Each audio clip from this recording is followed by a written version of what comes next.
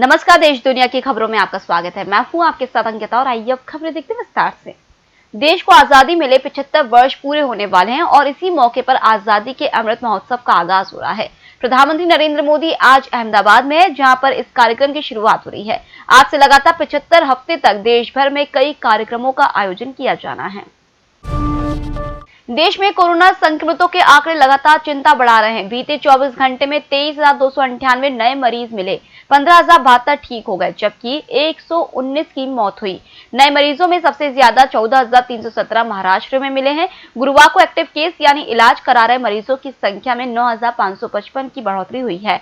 यह 16 सितंबर के बाद सबसे ज्यादा है। तब 13,781 एक्टिव केस बढ़े थे। देश में अब तक 1,13,00,000 लोग इस बीमारी की चपेट में आ चुके हैं। इनमें से 1,09,00,000 लोग ठीक हो चुके हैं। 1,58,000 की मौत हुई है, जबकि 1,95,000 का इलाज चल रहा है। स्वीडन स्थित वी डैम इंस्टीट्यूट की ताजा रिपोर्ट में भारत को इलेक्टोरल ऑटोक्रेसी की श्रेणी में रखा गया। इस रिपोर्ट का हवाला देते हुए कांग्रेस सांसद राहुल गांधी ने कहा है कि भारत अब लोकतांत्रिक देश नहीं रहा। उन्होंने अपने सोशल मीडिया अकाउंट पर इस रिपोर्ट का स्क्रीनशॉट शेयर करते हुए लिखा, भारत अब लोकतांत्रिक देश नहीं रहा। वी डेमोक्रेसी की तरफ से जारी रिपोर्ट के हवाले से कहा गया है कि भारत अब उतनी ही तानाशाही वाला देश बन चुका है जितना पाकिस्तान है। रिपोर्ट में भारत को बांग्लादेश से भी खराब बताया गया है। एसोसिएशन फॉर डेमोक्रेटिक रिफॉर्म्स ने अपनी एक रिपोर्ट में कहा है कि साल 2016-2020 के दौरान हुए विधानसभा और लोकसभा चुनावों के समय कांग्रेस के 170 विधायक दूसरे दलों में शामिल हो गए, जबकि भाजपा के सिर्फ 18 विधायकों ने दूसरी पार्टियों का दामन थामा। इस दौरान मध्य प्रदेश समेत 5 राज्यों में सरकारें गिर गईं। रिपोर्ट में यह भी कहा गया है कि 2016-2020 के दौरान विभिन्न दलों के 405 विधायकों ने अपनी पार्टी छोड़कर फिर से चुनावी मैदान में हाथ आजमाया। इनमें से सबसे ज्यादा 182 विधायक भाजपा में शामिल हुए। हरियाणा के अंबाला के बाद अब पश्चिम बंगाल के हाशीमारा बेस पर राफेल की दूसरी स्क्वाड्रन तैनात होगी। वायुसेना के अधिकारियों के मुताबिक इसी साल अप्रैल महीने तक तैनाती का काम पूरा कर लिया जाएगा। वायुसेना ने यह भी बताया कि फ्रांस में लड़ाकू पायलटों का प्रशिक्षण लगभग उसी समय पूरा होगा। यह उत्तर बंगाल में चीन भूटान ट्रांजैक्शन के करीब है। भारत को जुलाई के आखिर में 5 राफेल फाइटर जेट्स का पहला बैच मिला। दूसरी खेप में 3 नवंबर को 3 और तीसरी खेप में 27 जनवरी को 3 अन्य राफेल विभाग भारत में आए।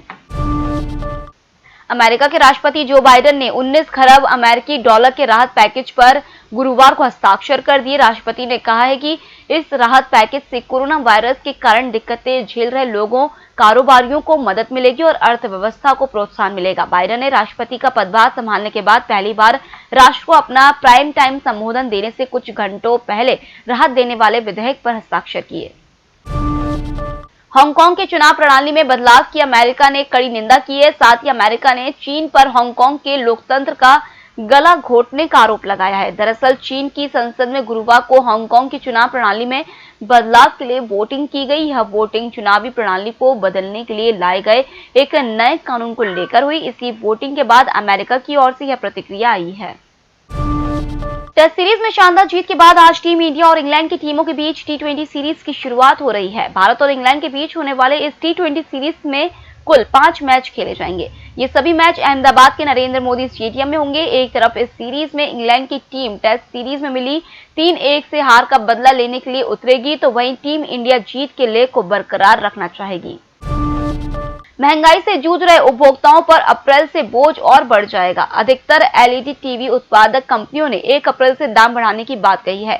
एलईडी टीवी बनाने में सबसे बड़ी भूमिका निभाने वाले ओपन सेल पैनल की कीमतें पिछले 1 महीने में 35% तक बढ़ चुकी है। इसकी भरपाई करने के लिए टीवी के दाम भी 5 से 7% तक बढ़ाए जा सकते हैं। दुनिया भर के शेयर बाजारों में बढ़त के चलते घरेलू बाजार में भी लगातार चौथे कारोबारी सत्र में बढ़त है। बीएसई सेंसेक्स 425 अंकों की बढ़त के साथ 51,705 पर कारोबार कर रहा है। इसी तरह निफ्टी इंडेक्स भी 121 अंक ऊपर 15,295 पर पहुंच गया है। बाजार में सबसे ज्यादा खरीदारी बैंकिंग, आईटी और मेटल शेयरों की हो रही है। फिलहाल इस बुलेटिन में इतना ही। आप बने रहिए न्यूज़ टीवी के साथ। नमस्कार।